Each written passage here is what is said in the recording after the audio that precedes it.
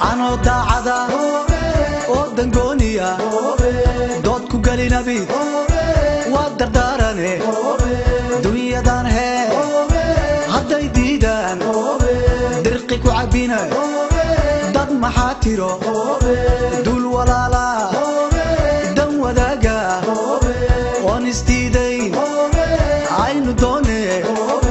دمان بولكي ودمع قونيا اسكدايو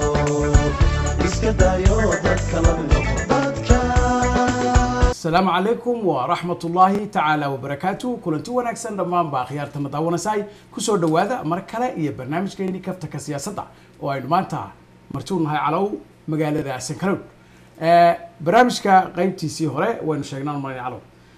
محا مانتا علو بلاكا كسي ودوشي ويا توصل له بلا سمع هي انت من هستا كو بلابي انا تقول بدا النص وانقرت go'aankii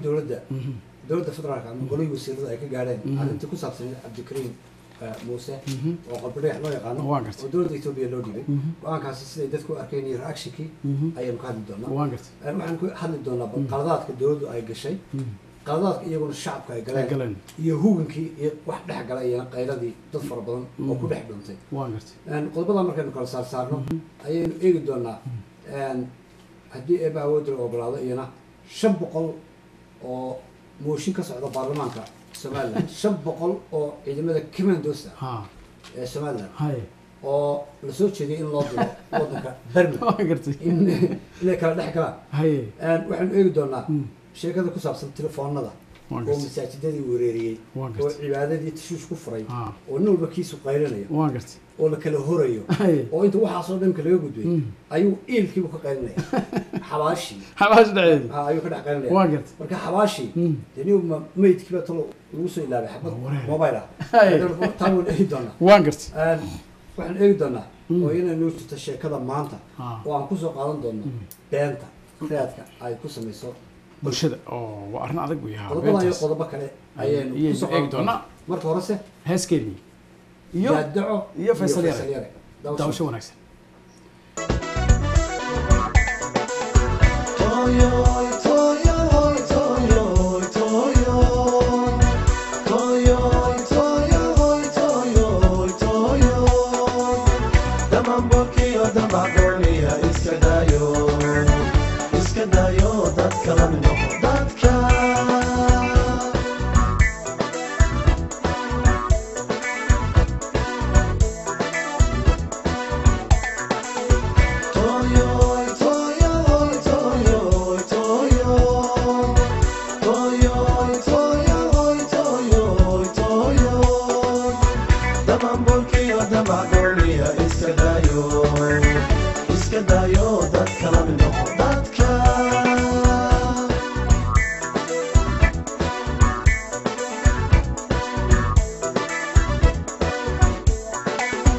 عنو داعدا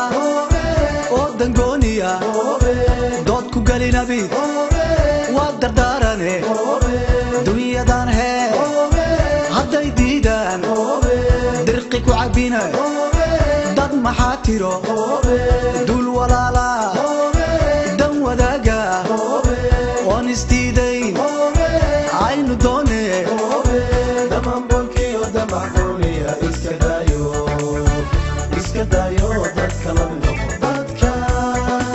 وحقاق ولي waxaan ku guda jirnaa barnaamijkeennii kaftanka siyaasadda على xaraare aad iyo aad ayuu noogu soo habeeyaa inoogu soo gudbiyaa oo waxa uu geliyaa juhdi badan iyo shaqo badan aad iyo aad baan cali kaaga mahad celinaa arrintaas iyada maxaad maanta بدري waxaan ku bilaabi doonaa go'aankii dawladda federaalka ee Soomaaliya golaheeda wakiiladu golaheeda wasiiradu ay ka gaadheen arrinkii ku saabsanaa Cabdikariim Muuse oo qalbi dhagax lagu naanayso oo isagoo ka tirsanaa saraakiisha ONLF oo dhawaan loo dhiibay dawladda Itoobiya go'aankaasi wuxuu soo baxay qiyaastii dalka ka badan 10 maalmood kadib markii la dhiibay iyadoo intaas oo dhan ay dawladdu aamusnayd markii ugu horeysa waxaan dadweynaha soo gudbin doonaa go'aankii qodobada ugu muhiimsan oo soo jeedinaya wasiirka warfaafintu Mr. Yarisow bal waxa ay gaadheen daawasho wanaagsan maanta way taariikhda 6 Sebtembar 2017 golaha wasiirada ee xukuumadda federaalka soomaaliya ayaa yeeshay kulan aan caadi ahayn oo uu shir guddoominayay ra-iisul wasaaraha xukuumadda mudane xasan cali khayre arrimaha kulanka looga hadlay ayaa ahaa arrimaha amniga qaranka iyo dhacdadii sarkaalka jabhadda hubaysan ee ONLF. golaha ayaa ugu horreyn warbixin ka dhageystay hay-adaha amniga ee la xiriira xaaladda amni ee dalka guud ahaan gaar ahaan dhacdadii sarkaalka jabhadda hubaysan ee ONLF waxayna sheegeen inuu abaabulayay falal lid ku ah amniga dalka oo in muddo ah ka dhex waday dalka gudihiisa xiriirna ula lahaa kooxaha argixisada ee al-shabaab. warbixinta amniga qaranka kadib ayaa ra-iisul wasaaruhu wuxuu ka codsaday golaha wasiiradu inay ka doodaan falanqeeyaan eegaana dhanka siyaasadda iyo dhanka sharciga guud ahaan. wasaaradda cadaaladda ayaa warbixin dhanka sharciga laga dhageystay oo goluhu ka siisay ku aadan habraacyada muhiimka ah ee sharciga dalka iyo heshiisyada hore oo ay wada galeen dowladda federaalka soomaaliya iyo dowladda federaalka Itoobiya. golaha waxaa la hor keenay nuqulka heshiisyo ee dowladda federaalka soomaaliya hore ula gashay dowladda Itoobiya ee 7 Juun 2015 kaasoo dhanka Soomaaliya uu saxeexay wasiir dawlihii markaas madaxtooyada jamhuuriyadda federaalka Soomaaliya xildhibaan maxamed salaad ee dowladdii madaxweyne xasan sheekh maxamuud. heshiiskan ayaa u aqoonsanaya kooxaha hubaysan oo ay ka mid yihiin al-shabaab iyo jabhadda ONLF inay khatar ku yihiin amniga labada dal meelna looga soo wada jeesto oo labada dal iska kaashanayaan si wada jir ah. waxaa sidoo kale la hor keenay golaha wasiirada heshiis la saxiixay 2 May 2016 oo ay dowladda federaalka Soomaaliya iyo dowladda federaalka Itoobiya ku heshiiyeen in ay si wada jir ah isaga kaashadaan la dagaalanka nabaddiidka iyo argagixisada si loo xaqiijiyo sugidda amniga iyo xasiloonida labada dal. heshiiskan isaga ah 2 May 2016 waxaa markaas dowladdii federaalka u saxiixay wasiirkii hore boostada isgaarsiinta mudane maxamed jaamac mursal geelle iyo mudane cabdikariin xuseen guuleed. waa hagaag waatan go-aankii dowladdu markaa wuxuu tilmaamayaa in dowladdu ay heshiis hore ay wada galeen oo dowladdii ka horreeyay heshiiskaas soo dowladda xasan sheekh iyo tanba ay markaasi ku galeen heshiis ku saabsan in la iswadaarsado dadka qolada kale maxaabiista iyo dadka dhibaya ee xagga nabadgelyada xuduudaha gaar ahaan laga wada hadlo waxay ku sheegeen in ciddii halis ku ah nabadgelyada dalka kale in dalka loo gudbiyo sababahaasi adeegsadeen waxay sheegeen in qalbi dhagax uu ka waday arrimo qabanqaabo nabadgelyo darro ku hayay waddanka Itoobiya. waxaa kaloo ku cad heshiiskan in ONLF ay u aqoonsan tahay dowladda federaalka ee Soomaaliya in ay la mid yihiin argagixiso sida al-shabaab. waayahay go-aanadii dowladda wey ficilkii ay dadku sameeyeen dad fara badan oo Soomaaliyeed ayaa diiday oo arrinkaa go-aankaasi ku tilmaamay inuu ahaa go-aan guracan oo runtii aan raalli gelin shacabka Soomaaliyeed. okay waxaan u kala saari doonaa marka ugu horeysa bal dembiyada dowladdu ama eedaha ay shacabkeedii ka gashay. waxaanu eegi doonaa shacabow idinkuna maxaa dembi iska gashay iyo maxaa xala. waayahay marka ugu horeysa dowladdu dembiga ay gashay wuxuu ahaa in nin Soomaaliyeed oo xaq waddanka ku leh in ay u dhiibto dowladda Itoobiya. waa dembiga koowaad ee dadku ay arkaan inay tahay ay dowladdu ku eedeynayaan. kaas waa mid ay dowladdu qabtay. dowladdu haba dhiibtay waxa weeye dhiibistii ninka odayga ah way sababeyn kara weyday way aamustay 10 maalmood ayay aamusnayd. 10 maalmood waxaa lagaga faa'iidaystay ciddii dowladda kasoo horjeeday ee mucaarad ku ahayd ciddii cadow ku ahayd ayaa marka arrinkii aad u sii bunbunisay. marka waxaa lagaga faa'iidaystay aamuskii ay aamustay. aamusnaantaasi waxay cadeynaysay in dowladdu ay ku dhiiran kari weyday mowqifkii dhabtaha ee ay ninkaa ku dhiibeen. next day haddii dadka odhan lahayn xitaa raalli naga ahaada arrinkaas saas u dhacaya dadku sii ma yeelahay. aamusnaantaasna waxay noqotay dembi kale oo ay dowladda gashay. dembigii kale ugu weynaana waxa weeye in jabhadda ONLF ay ku tilmaamaan argagixiso. marka dowladda Itoobiya waxay u aqoonsan tahay ONLF oo ay ku tilmaantaa argagixiso hase yeeshee caalamku uma aqoonsana ONLF argagixiso. sababtan waxaan ku caddaynaa waxa weeye ONLF waxay xafiisya ku leedahay meelo badan oo caalamka ka mid ah oo aan la inkiri karayn. marka xafiisyadaasi adduunyada ma ogolaateen urur argagixisaa inay xafiisyadu ay ka shaqeeyaan adduunka marka haddii Ethiopia ay u aqoonsato oo NLF inay argagixisan yihiin Soomaaliyana ay u aqoonsato marka Soomaaliya ma Ethiopia isku bedeshay waxay ahayd in jabhadan ay wax kale ku tilmaamaan oo ay la yimaadaan marmarsiyo kale taasina tensionkii dadka Soomaaliya aad bay u kicisay runtiina sumcaddii dawladda dhulka ayay dhigtay waaya waxaan eegi doonaa intaa kadib bal shacabku maxay iyaguna leeyihiin qadaadkii dawladda ayay qalad kale ku sii saxeen waxay leeyihiin dawladdii hal la rido hays casisho ra-iisul wasaaruhu ha ka baxa meesha tashuush iyo buuq hala dagaalamo qaar baa leh taas iyana waa lama odhan karayo waa wax saxa ama fikir qumo weeye lama odhan karayo waxaa iyana jirtay in dad badan oo qalbi dhagax aan jacayl u haynin ay ku dhex dhunteen ha marka iminka mudaharada la samaynayo ayaa qoranaysa muxuu yahay mudaharaadka dawladda lagu diidan yahay dabeetana kuwa dhagxaan tuuraya iyo kuwa baabuurta jibinaya ama kuwa tuugo waxadaya qaar baa dadkii mudaharada xada marka waxaasoo dhan ayaa isdhex galay social mediahi ayaa waxaa laga dhigay goobo lagu dagaalamo oo nacayb Soomaalinimo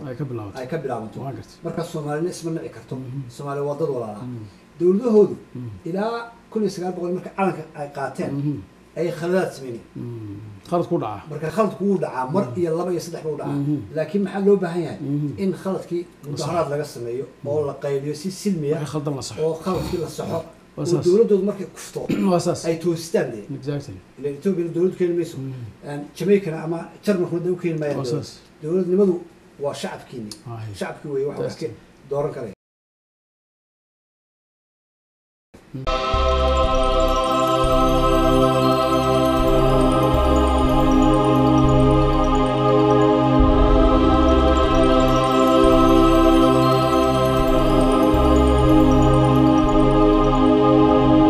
السلام عليكم ورحمة الله وبركاته waxaa la ogeysiinayaa dhammaan dadweynaha Soomaaliyeed ee jecel barashada luqadda afka Ingiriisiga in Aflax Online uu bilaabay barnaamij dhameystiran oo aad casharada ku heli doontiin nidaamka online-ka Aflax Online oo ardayda u bara afka Ingiriisiga si fudud ayaa dadka mashquulka ama qofka shaqeeya waxa uu ka haqabtiri doonaa barashada afka Ingiriisiga iyadoo casharkaaga aad ku heli doonto adoo jooga gurigaaga goobtaada shaqada ama safar ku ah wadada waxaad ku heli emailka ama waxaad ku helaysaa barta WhatsAppka Aflax Online ayaa wuxuu leeyahay goobo ay ardayda ku wada sheekaystaan oo luqadda ay ku sameeyaan practice sida WhatsAppka YouTubeka ama Facebooka barnaamijkan ayaa wuxuu si gaar ah u caawinayaa dadka Soomaaliyeed ee u soo hijrooday wadamada reer galbeedka sida wadanka Ingiriiska Mareykanka Canada iyo kuwa kale ee ku sugan Yurub ama dhammaan dadka Soomaaliyeed waxa uu kale oo barnaamijkan anfacaya dadka ganacsatada oo doonaya inay ka ganacsadaan wadamada adduunka sida South Africa ama Asia anagoo u sameyn doono barnaamijyo gaar ah oo ah luqadda afka Ingiriisiga barnaamijka Aflax Online ayaa waxa uu bilaabay koorsooyin dhameystiran oo aad heli doontid 4 maalmood casharadaada barnaamijyadan oo isbal walba bilaaban doona barnaamij cusub kuwaas oo socon doona 3 bilood dhammaan casharada Aflax Online oo idil waxay ku wada bixi doonaan afka Ingiriisiga iyo afka Soomaaliga dhammaan casharada Aflax Online waxa ay ku qoran yihiin afka Ingiriisiga iyo afka Soomaaliga waxaana lagugu sharaxayaa afka Soomaaliga macallimiinta dhiga iskuulka Aflax ayaa waxay u leeyihiin khibrad luqadda afka Ingiriisiga qiimaha casharada 4 maalmood ayaa waxa uu noqon doonaa $40 halka 2 maalmood uu noqon doonaa $20 haddii aad doonaysid fadlan la soo xiriir maamulka Aflax Online adigoo nagala soo xiriiraya barteeda emailka ama numberka yaga waa Aflax Online oo idin leh ku soo dhawaada waxbarashada qarniga cusub waxna baro adigu marka khaladkaana khalad واقت ayaa lagu dhaxsaa هيا dadka soo dhaweynaya qalbi dhagax qaar baa magaciisa garanay qaar waxay soo qoraan ama marka hadla waxay dhahaan ninka laba dhagax eed baa laga galay marka horta waxa wanaagsan inaad ninka soo baratid wuxuu qaban jiray soo baratid dawladda Itoobiya soo baratid هذا وقلت كده حكاية سكوا وقلت كده حكاية هاي وكيف وتشارلز kuwa saaqdan waxa badan aan badriyo nin kasta oo Soomaali wuxuu soo fadhiisanayaa telefoonkiisa uu qaadanayaa warar batay wuxuu kala tirinayaa in la kala go'ay in halka ku dhamaatay Soomaalnimo inuu kalsoonidii kala noqday dawladda hadii ay ku reeyahay marka waxa soo dhan wax loo baahan yahay ma shacabka waxa matala baarlamaanka rag baa jooga ay doorteen marka ragga ay doorteen ayaa doodaasi u taala shacabkuna dareenkooda waxa u yaala inay ku muujiyaan mudaharaad simis anu malihi dawladda yana mucaamarad laakiin in dadkii la sii kala fogeeyo qaab wanaagsan waaye waxay noqon kartaa aqadan rabay roob igu eri meel aan rabay roob igu helay meel aan rabay roob igu eri mar baa adoo guri gabadha sida la haaso oo aad ka yar khajilaysa أنا إنسانتي شفت أنا أوضي شفت أيا بحر كروب دايق حقيقي مريا كاسات ديني قوي باتها الباب كولا قفريا بس الشهر دينه اللي ممكن جدا ما شو صوب شهروب كمان صعرني إن قبل ده نشيء كذي أيا صوب شيء ما كمان ما ربتي ما كساس ويا هوش خيات كم الحينها فرماتشو يهدي يكون خير يكون ريبي كارتو أرنتني أين ويكون ريبي كريسة نانيس أدوح oo aan ka hadhin oo 4 sanadood markuu dhameesto farmaajo public office xafiis dawladeed oo ka haduu yimaado oo markale soo sharaxo isaga khayr raba halkii baa la oranaya oo nimankii dhiibi jiray waxay ku noqonaysaa naanays adag oo sida isaga maydhaan ay adag tahay waayahay waxa tashuush ka yimid mooshin ay dad gaari wadeen oo ay doonayeen dawladda in ay khayre ay asisho in loo qaado cod marka kooramkiiba buuxsan waay baa la yidhi nambarkii la doonayay dib bay u dhacday qaar baa markiiba hadluu xilleeyay dawladda waxay samaysteen jidadkii bay xanibeen speedkii ay kusoo socdeen iyo timekii baa isku dhacay marka waxaasoo dhani waxay muujinayaan weli nidaam la-aan iyo khilaaf dhinac walba ka jira xaggii dawladda iyo xaggii nimankii baarlamaanka ku jireen waayahay soomaalida ayaynu eegaynaa guud ahaan dadka soomaalidu waa ayaga soomaalidu waa dad aan samir lahayn badankooda waa dad sal fudud waa dad caadifad badan ninba inta u sacab tobaan kuu keenaan ayay maalinta man iyagoo shiiday kusoo gelayaan waa labada marka waxba kama dhexeeyaan qofka waxay jeclaanayaan 100% waxay nacayaan 100% meel dhexaad ma jirto waan diiniyo diinteena ayaan faraysaa in aynan aad u soo jeclaan aad u nacaan marka caadifadoodii baa caadifad ka badatay waan gartay dadka aadka u hadlaya ayaan u fiirsaday guligay kama maqal Soomaali oo NLF caadifada Soomaaliya guligay kama maqal oo NLF oo leeyihiin halkaas lagu laayay ama guul bay gaadheen idaacad ka hadlaysa waxaan ku sheegayaa oo kale ama dadka u sheegaya daawanaya idaacadaha Soomaalida oo dhan hal idaacad oo nin oo NLF waraysan karta ma jirto 30 years ma jirto ninka beenina hayla soo hadlaan waxaas maxay waxay sharfiyeen oo ciidaniyeen oo ka baqayeen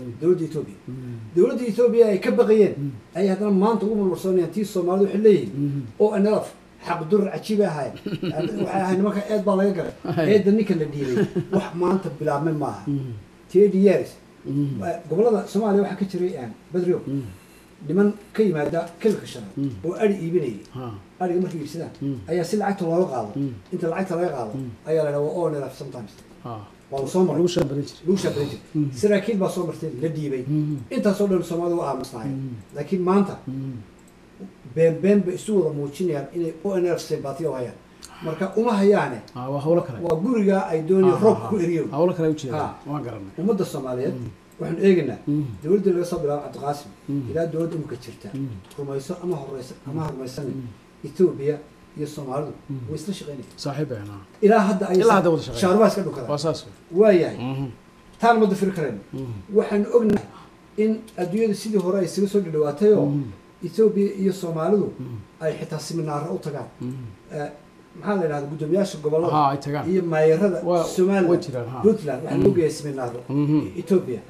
waxa imka loo wada shaqeeyaa sidii hore si ka dhow si kasta waxa ku timaado kun heshiisba hoos loo wada galaa waxaan doonayaa dadweynaha amso one example Xasan Sheekh madaxweynaha hore Soomaaliya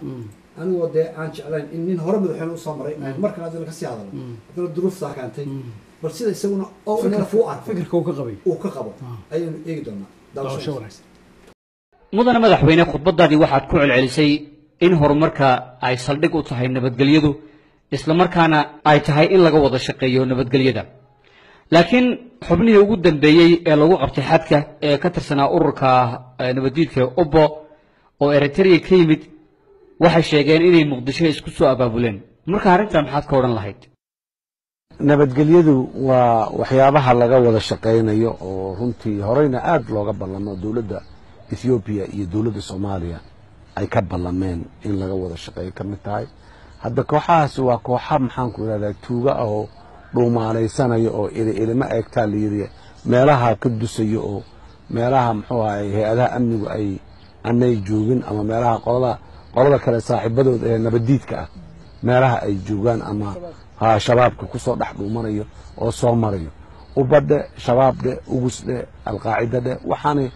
cid kasta oo dadka iyo deegaanka deganaanshiyo u diidan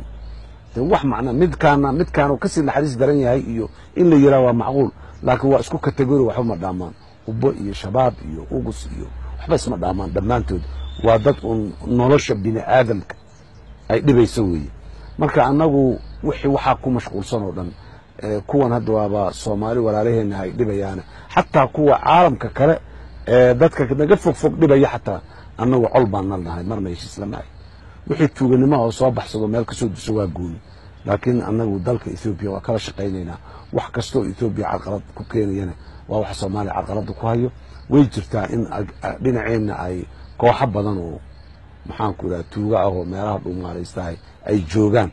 laakiin haddii ay tahay dawladda Ethiopia guud ahaan iyo dawladda deegaanka Soomaalida Ethiopia intaba amniga marna anagu ma tanazul kama sameynayno si buuxdan uga shaqeynayna hadba inta awoodeenu ay la egtahay waan gartay waa kada isaguna la ilaahay ku reey oo nafta iyo waxan iyo ashbaab isku mid ya argagixiso wasaas marka nidaamku waa nidaam sax u soo socda dawladdaasi way ka hoos baxday waxa dawladda hore loo jiray nin la yiraahdo Saacid oo ra'iisul wasaare ma laha ay oran jireen uu saxday aad u hurdo baday laakiin ma bay ogeyn ba laakiin calaw dawladani soo Xasan u baraayeen heshiiskii uu galay muqt say ku sheegeen baan qaasim bisoo socda waxaan umadu waan loo soo sheegi jiray loo soo gudbin jiray qalbi dhagax xun bay ku baraarugtay heshiis waa mid jiray heshiis boqol heshiis bal soo saas weey oo noocaas moogta marka arrinkaasina wasaas waa arrinka waan gartay waaya Cabdirashiid Ali Sharmaarke Umar Cabdirashiid oo ra'iisul wasaare soo ahaan jiray ayaa arrinta ka hadlay oo ku tilmaamay in dawladdu ay aad gashay oo khalad ahayd in kala dhigo waaya marka uu horeysa هو عبدالرشيد هو عمر بن ايجد عمر ومعاذ عمر الصومال لماذا متليه وانقرت ايام عمر ايرك ايجن وانقرت نين وحصو حضي يسوي هدي انت ميلة تمادي هذا وريستي واتراهد وحبا الحضا يمكن الدولة دبل كور دسيقا وتوقي دسيقا هورت مركو راحت هذا هو هذا واحد شريه كان يكي هور عمر ده نما واحد يعني كوا كترلش كبيس الله عمر سيقا بدي سوي بدي سوي وأنا لقيت أقول كريمات سيد لو سعلي أي أردت الدعوة الله يلسلتك يقول كسمال هستميلي ميلي وحوي نيكي الشري يسوي لك إيبي أي هذا الصومال نما الله ورسنا عليه كورهم قلب رجح بالأرض هاي بكواحد نما وحبس واحد إنه ورسته ما مدبي هرب قلبي ما مدبي هرب واساس والله أنت سلك هذا هاي أنا أقول أنت أنا وحبس تي بدأ نيو أمضي كلاه ولا أمضي هذا بدي يسوي عليك إنه كان نوش هاي أنت هذا دمان باش يسوي وحي خالد كي أدقش خالد كي صحت وياه عمر عبدالرشيد يسوون هالكاي نوداي هالكاي نوداي واساس إذا على ميديا أي الصومال وانقص لما إذا عددوا وين الصومال بي بي سي في ولا أي الشغل أول قبتها واحدة وحيرت كهران هبك أي وشقيا بوحية زحمة كهران وانقص هدي إمك لما بيرد الصومال يستدان وحشيجيا إن يستدان لح يلا بيتهم يسكدرين إن قال كولي سعوا إن بيرت الله يسصرين إن لما عفوا كتيران إن صدق وين عيل وردي مركب وركا كدرتي أي الله بدي بيرد السيمانية أنت أرق عشان أي قبله قلب رهبة يسسينيا ما راح يسكدوا كنيا لما دي دعوة بي بي سي دي في او دي أي تلفون ودريا مركز عليهم لما دي بيرد هالك اسكو بابي أي أرمحين وانه هالشيني وانه هنا عشريه وده شبابنا نوريستا أنا كنت سألينه أي ليه لما دونه هشيس لبرة in nabadii la sheegana ma rabaan Ah. laakiin haddii la islaayo Waa balaayo sheeg marka. dagaalkii balaayo sheeg waa balaayo sheeg okay marka dawladdu ay jar ka dhacdo Ah. oo ay khalad ama eed gasho waxaa la raadinayaa khalaas labada nin ee dawladda ku kacsan waa cumar cabdirashiid iyo xaaji iyo mahdu baa la odhanaya hawsaas hadow mahdaab kumis qoladii baa maanta hawshaa gashay awka cumar waan u baahannahay Ah. marka liis baa jira idaacadahaas ay haystaan ay meel sudaan oo ha marka la doonayo puntland in lagu miiso niman reer puntland ha oo miisida oo dawladda ku mucaarada oo ku mucaarada ayaa la helaya. oo ku miisa bay liiskooda oo haystaan. qaarkood ay shahaadooyin sare haystaan Ha. oo qaarkood korneel leeyihiin Waa gartay. oo meel buu ku dhegaya liisku ay baa la odhan liiska labada sare inoo soo qaada somaliland marka la doonayo in la garaaco waa gartay iyana waxaa la odhanaya liiskii somaliland Ha. qoladii aan jeclayn Ha. yani reer somaliland dhab ahay ha liiskooda inoo inoo keena qoladii dawladda ku kacsanayd muqdisho liiska idaacadaha marka soomaaliya iyagu wax ku kacsan bay raadsanayaan ma weligaa ka maqli maysid nabad ma jirto magacyo cusub waxaad maqlaysaan weligaa saddexdii meel la wareysan jiray 1991 ay ilaa hadda la wareysanaya ajaib marka kuwa lookalka ana dhibka waxa ku haya waa idaacadahaas waa idaacadahaas dhib ku haya soomaali dowladnimadeeda ama tii hore ha noqoto batan noqotay waxa dhib ku haya waxa weeyaan idaacadaha waa sheeya idaacadaha. marka saxaafadii baa waxa loo isticmaalaya ah dagaal Saas. bomka u weyni waa saxaafadda halkan uu ka socda haddana media uu farabatay calow iska mid hadda Ya. qofkii baa dee telefoon awal b b c iyo waxaan ka Ha. weynay VOA Ha. hadda waaba dee qof ya. sometimes waxaan arkaa qof dumar oo leh taan dawladda ku dhino arki doontaa halkan ka soo gud waan gartay maxaa xala hadaba hay soomaaliya isku daashay ha maanta ma odhanayno gobol walba iyo reer walba goonidin u tashada oo Ah. meeshii la ku sugo wax walba aynu burburino dhibka sooga baxayaan war inta aynu ka hadlayno aynu wax burburino waxa ka wanaagsan aynu wax dhisno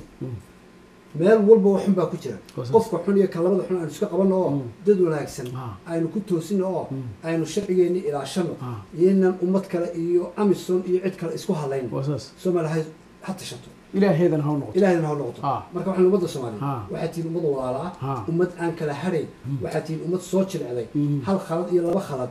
eedeeda Ah. soo qora Waa saas. gidaarkaa ku Ku dhejiya dhejiya. laakiin xalkeeda ku hor qora ah ha odhanina uun ha isku xijinina khalad baa la galay ha la dumiyo Ha la dumiyo, ha. labada ayaan isku xijin Waa laba anigu waan qirayaa in dawladdu ay khalad iyo dembi weyn ummaddii soomaaliya shacabkii soomaaliya leena xil maanta qaada ka eed gashay. qaad laakiinse waxaan leeyahay ah khaladkii ha la soco ala saxo intaasaan waa saas waa saas wey waxaan ummadda soomaalida soo jeedinaya sheekadan gaaban waan doonaya inaan ku muujiyo wadaniyaddu waxay tahay waan gartay sheekadan waxaa iga sheekeeyey oo afkiisa aan ka haya generaal ilaahay jaliil raxmaasi generaal maxamed cali samatar madaxweyne ku-xigeenkii hore ee soomaaliya soomaaliya marna ra-iisul wasaare waxaa jira waan gartay isaga ayaa iga sheekay cid soomaali kale igama sheekay waan gartay waayahay xilligii talyaanigu uu haystay koonfurta soomaaliya ayaa weliba gobolka shabeellaha hoose gebagabadii markii isticmaalka laga qaadanaya xornimada ayaa waxaa la weydiistay talyaanigii baa diiday inuu kaco haye nasi xornimada Xorriyada. may ma jirto dagaal lagu qaad dad dagala aakhirkii u dambeeyey ayuu dee hayn waayo wuxuu hagaag wadin ka tegna especially gobolka shabeellaha hoose markii ay shindadooda xidheen oo ay dhadhow yihiin ayaa nin reer miyiintu soo orday nin sarkaal oo talaanaya ayuu laba u kala gooyey toorri kula goy waan gartay ninka waa dhintay haye ob marmarsiyo haye ma jirto bay dhahaan waan gartay alaabta inoo soo dejiya mustacmaradii halkii talyaaniga ayay kasii soconaysaa ilaa mooyaane shardi ah inaad ninka keentaan kii ninka dilay ninkii ninka dilay Waa- ninkii baa la waayay haye arrintii baa daba dheeratay bilba bil baa u dhigtay soomaalidii way tishan kari weyday haye maalintii dambe dadka reer miyigaa yimaada magaalooyinka marka iyo Ah. qoryeer iyo dhulka nin baa soo galo wuxuu yidhi aan beryahan magaalada iman ii warramo talyaaniga may naga tegay may uu jiro oo sikii berigii dhaweyd lahaa uu baxaya nin uu bixi lahaay oo nin baa laga dilay sheekada baa loo sheegay oo xalku muxuu yahay ilaa ninkii reer miyigaa lasoo qabto war ninka ma la garanaya may habeenimo iyo waxba maqrib baa waa kaa wuxuu yidhi waxaad inaga soo hubisaan haddaynu ninkii soo helno inuu baxayo inuu ninkan baxayo taasuu nooga soo qaada saxiix hawsh baa la yidhi waa okay waa guarantee ninkii wuxuu yidhi dhegeys haddaba nin reer miyi xoola dhaqato Soomaaliyeed baan haddii Soomaaliya xornimo ay ku helayso nin la keeno oo la dilo way baxayaan way baxayaan meesha ka tagay aniga geeya aniga hala dilo anaa Soomaaliya oo dhan u dhimanaya waxna ma dilin waan gartay iina sheega macluumaadkii ninka la dilay wuxuu ahaa meesha lagu dilay qalabka uu ku dilay ifahamsiin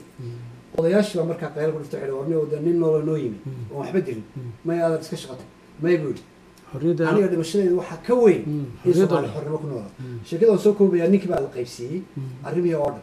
ninkaasi waxaa loo geliyay gacanta talyaaniga ayaa loo dhibay ayaa laga saaray waan gartay way daldileen iyaguna dabeetana hawsha awal baa kusii jireen had xornimada way baxeen ninkaasi wuxuu u dhintay innaga ummadda Soomaaliyeed ee iminka is-arbushiisa ee war isweynaysa ayuu ninkaas waa ilaahay jannada raxmaasi wanaga hooseeya ayuu xilliga u dhintay marka ummadda Soomaaliyeed goobnimadoodu halkaas maraysa gudnimadoodu waxa maraysa maanta in nin cadow loo dhiibo ama nin loo dhiibo dawlad kale iyo in dad kale ay ka sii daba qeylqeyliyaan oo yiraahdaan waxba inuu ma yeelaan in kala yaac oo kala khilaaf aan sameyn anu ummadda Soomaaliyeed waxaan ku waanaa marka ninkaasi nin Soomaaliyeed oo 9 bilood ku dhashay oo walaalkiina waa nabadda iyo xornimada aad ku naaloonaysan isaga ayaa qayb ka ahaa ragga ninka hal u dayda wasaas weey waan ku gudbeynaa waaya waxaan ku leeyahay Hargeysa waddanka Barma horta waa taqaan si wanaagsan waxa loo yaqaan Myanmar waati hadda muslimiinta lagu xasuuqay waa gartay dibasi uu waxana haye xildhibaan nacna oo kamid ah xildhibaanada Soomaaliya 15 xildhibaan oo kale ayaa waxay sheegeen in mooshin ay keenayaan baarlamaanka Soomaaliya haye mooshinkaas muxuu yahay 500 oo nin oo kiban doosta Soomaaliya ka tirsan bulshada waa in la qaadaa oo la geeyo Barma haye ya 500 kuma doosta ayaa Barma la geenaya Barma la geenaya Turki waxaan ka qaadanaa inuu loo keeno diyaaradihii daldal lahaa shanta nasladdan iyo haye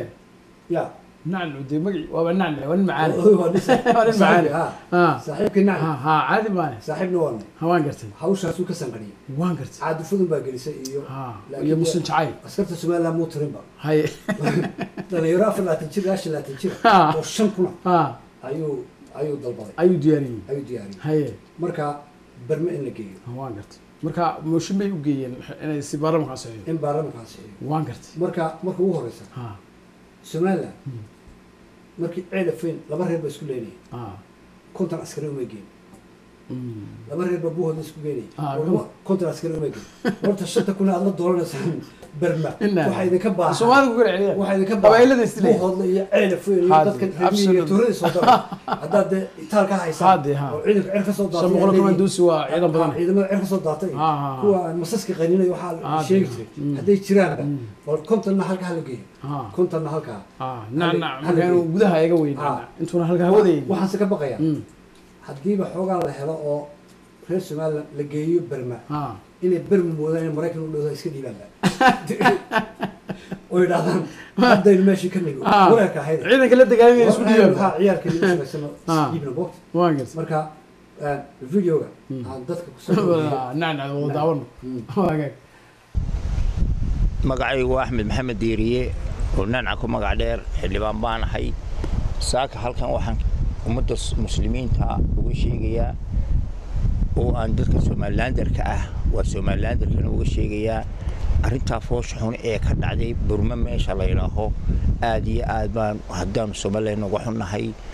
15 xildhibaan baan mooshin doonaynaan ku keenno dawladuna waa naga qabashay oo reer wala si hadalay in ciidan kamaandoosa oo shaqo oo mina la diro oo aanu inaku diyaarada ma haysano ciidankii baynu haysanaa oo 25 jir ilaa 60 jir ragaasu naftooda u horaaya inaynu geeyno wadanka Burma waan gartay odagu waadlay waa gool saamay saaxiib waaya dhawaan waxa laga qabtay magaalada Hargeysa Sheekh la ilaha Sheekh Sunni markii magaciisa soo gaaban waan gartay Sheekh Sunni markii la qabtay arrimaha dhinaca diinta iyo guurabo ayaa kulay dhinaca dawladdu ay u soo ku eedeysay qowlay la dagaalanka argagixisada ayaa gurigiisa u dhacay 12 habeenimo wixii ka dambeeyay waan gartay dadka sheekh la baxeen markii uu khudbadeeyay ciida ka khudbadeeyay ciidii khudbadeeyay oo dadku soo bandhigi doona ayaa lagu haystaa waan gartay doorta khudbada aan dhageysan dawasho wanaagsan si aynu fahmo waa hagaag kamid ahaa dawladdu waa taa maqlaysaa aadan cabdi warsame aadan sunnaa ii taqaaniin anaa ka markhaati inay bini'aadan yihiin been ma sheegayaashiinu waxay doonaan baa keenaan bannaanka soo dhiga bal waxaad dastuurka dawladdani dhigatay dembi ku noqonaya dhalinyaro lagu diirsado lag iyo doorabaa yimi mar unbaa darxumiya ka bixi dalaasigii ceebta mar unbay danabyadii ku darbaday duulan soo keen inta degi dunya laylaga dhiciyo wixii dumaya yeelkiye dabka qaada dirin waxaan ahayn daawo lagu waaye متى يابا طريقي علي نكي دين تدبي نكي دين تنبي راعي متى صوبة ضاحل ربي وحدي بقوة إذاية قدر بضا الدقالي يجيهاد انت انتو اللي قطورينو وان قرتي شيخ خطتك مكعلي يا عربي اوه شيخ مركا دغلمay ka caayb oo mutaystay ka wuxuu doodaya ya in la laadiyo ya dad dhalinyaro oo dawladdu ay dhawaan qabqabatay oo xidhay waan gartay ayuu leeyahay maaha oo ashaab wax loo weeday ashaab wax loo weeday ayuu leeyahay maaha ayuu sheekh soo baracay xulay ya waxaan eegna waan gartay sheekh warta hadala adag ayuu leeyahay ayuu ku hadlay ماشي مركز الدولة هي سيستم جريدي ما لو باهنا waxa way hadalada adag وانا ماشي kala damay jirto waana kala damay jirto wasaas weey aad buu u fogaal xogaa sidoo hadlay dawladdu maxay ku khaldanay sheekhu hadii uu wax laga tirsanayo in warning la siiyay wala wax garan lahaa warani ba ka nimaadii Soomaaliland in warada loo diro leeyahay xogay la yiraahdo imaw halka yarta tiibso waxaan kaloo la yaabanahay Soomaaliland iyo Puntland waxaan ka maqlaa waxa loo dhacay guriga 12 habeenimo ninka meel loo teekay labada galnimo arrinta lafteeda jarara iyadoo qoraxda soo jeedo eegad iyadoo qoraxda soo jeedo sheekh iyo sheekh abay guriisa fadhiya meel loo teekay in sheekh soo baxay inta carruurtii laga sasinayo maxaa haweenka ciyaar la sin taas wareera marka eeg maamuladan dhibaatadooda waxa weeyaan inay awood muujiyaan military oo ay argagixisay waa cabsi gelin weey cabsi gelintaasi waa liid ma fiicna waxa wanaagsan hadii sharci laga hadlayo dumaradeed ninka maal cadee u tago ninka warqad loo diro ciyaalkiisii intuu reerka ka carro kan iska dhibi maayo isaga iskeenay markaas isaga iskeenay meesha ku wanay sharaftu saasayda laakiin carruurta laga sasiya ma waa haas laakiin nidaamka way waa markii misaade ay ka sasiin ciyaal laga sasiin ciyaal qaylinay baa laga waa waran way haye waxaan eegi doonaa yana markaa waa sheekhu videogiisii wada daawanay soo ma sheekha videogiisii waa hagaag kanna markaa waxa weeye sheekha wada daawanay bal horta waxaan eegi doonaa todobaad in isna bal Ethiopia loo dhiibo iyo sheekha meeshiisa lagu hayo ama sheekhu waa dadkii marka qaar markii la yiri muxuu ahaa qabadh dhagax baa loo dhiibay Ethiopia ayaa iyana awrka lagu kaxsanayo way dhaxordayaan mid hal mid wax qoranaya war meesha was ka soo noqonaya waxa laga dadka Ethiopia loo dhiibay way dhaxordayaan way isagana halkaas uu ka yiri waan gartay waxa dhibaato ka taagan telefoonada ama mobilada miyo masaajidada laga tukan karaa waan gartay daram odaygi imaamkii waa qaylin wuxuu ku leeyahay dhib kala haysta wariyo bal damiya subadii subxaan akhriiraha dabeetana imaam masaajidada mid kamid ah ayaa dadkii aamusiyay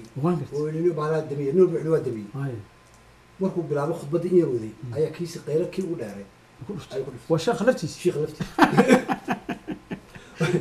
war imaamku isagii baan damin bee muxuu dowlaha damiya muxuu dadku leeyahay damiya marka telefoonadii ayaa dee wareer galay lagu wareeray sheekada telefoonada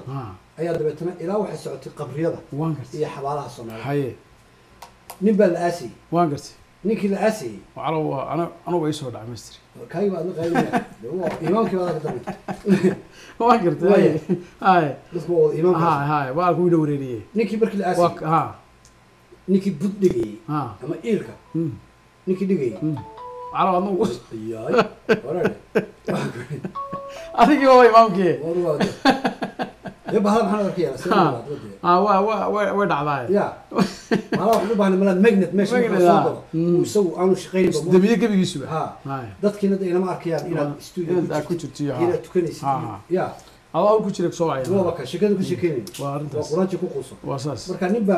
روح على أسيان ما يتكلم دقيقة مو سرعة أي تلفون سرعة يقول لك هي قليل وهاي غير ده رمت هاي markaasuu qabtay telefoonka ma qabto halo waxa ka joogtaa walaal ninkii xasan baanu iilka dhigaya hadda xasankee ninkii dor hadda ma jiray ma dhigtay shalay ninkii dhigtay ayaan hadda aasana wada maxabash war xabash ma iilkii buu hadda si galnaa uu socod buu ya waa naxdinta kale dadkii xagga sare joogay waxay maqlayaan dee telefonkii hadalkii wuxuu ninkii xafaarka ah bahalkan ma umadu wareeriyo calaw ma akhir ula hadlay aad buu wareeriyo marka bahalkii telefoonka halkaas maraya waa saasay waaya aynu ka nasano telefoonada hadalada waxaan geli doonaa iyadana hadii ay baa wada ugu dhawaado sheekadani barnaamijka sheekadii maanta waa hagaag been sii dahda ma beenta ku saabsanayd beenta ku saabsan haye wali horta dumar aniga baashaasi dadkii wareerisay dumarku haye tooda way diidaan mo haye inagu bay noo soo riixan xaggeena waan gartay ninku been buu sheegay gabadha ninkaas xaaskiisii been buu sheegay iyadu been ba sheegtay lama yidhaah iyadu been ba sheegtay waaye iyadu war ka deynaa waan gartay marka mar haddii ay xaggeena u badiyeen haye waan qaadayna waan gartay haddii inuu xaas leeyahay maan ogeyn bay ku leedahay mo ha been bii sheegay qaad been buu sheegay waxay ku leedahay labada ciyaar ma intuu dhalaya ma uga ogeyn qariyay garan karmayno haye haye waaya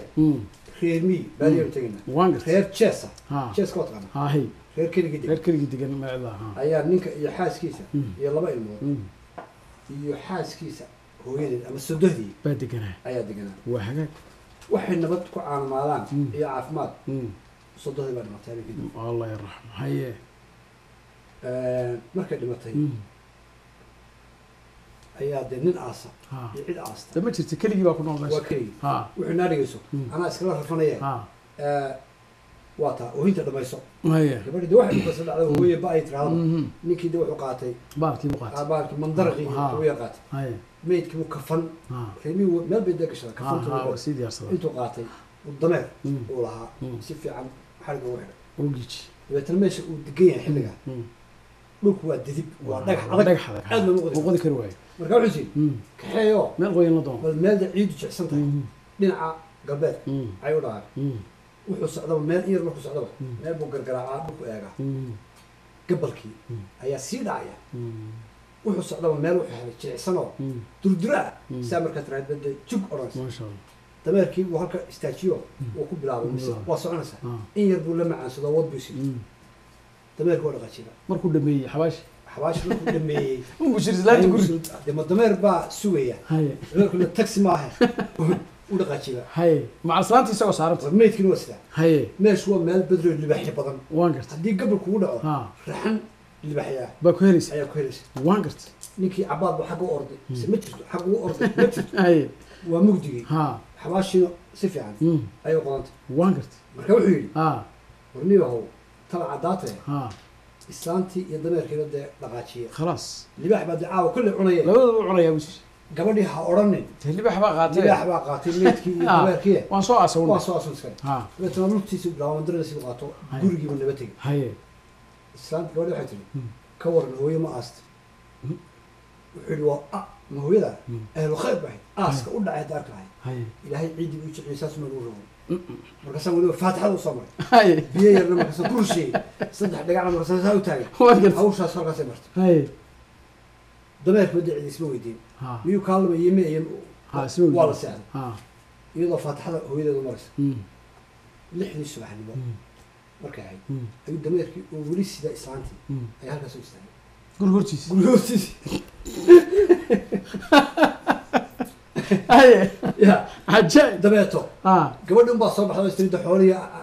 shaqadii agaasino wallahi waa dameerka waa dameerka mise meydkaa saa meyd buu sidaa war islaanta miyay soo noolaatay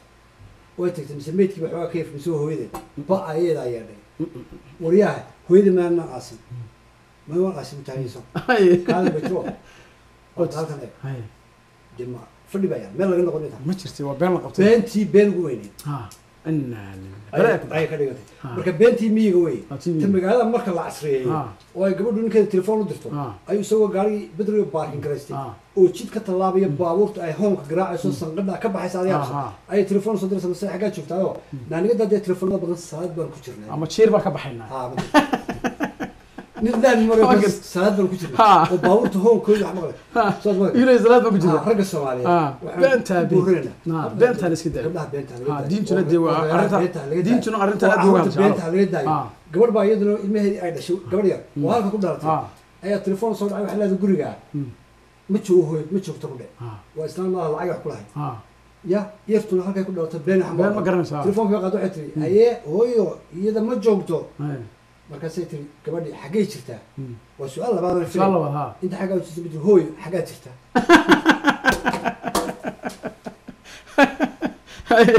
ii weydiisay beenti la qabtay aad iyo aad baa calo mahadsan tahay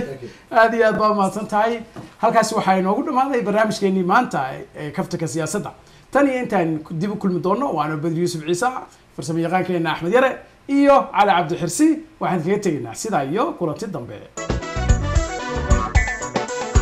Toyo, toyo, toyo.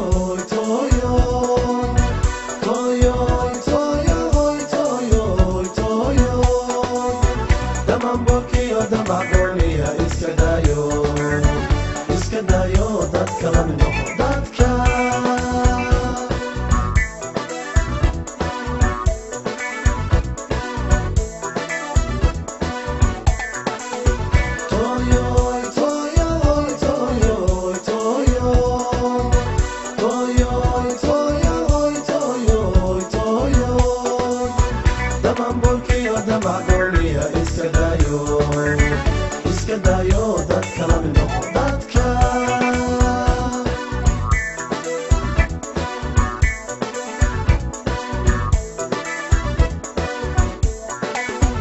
anoo daacada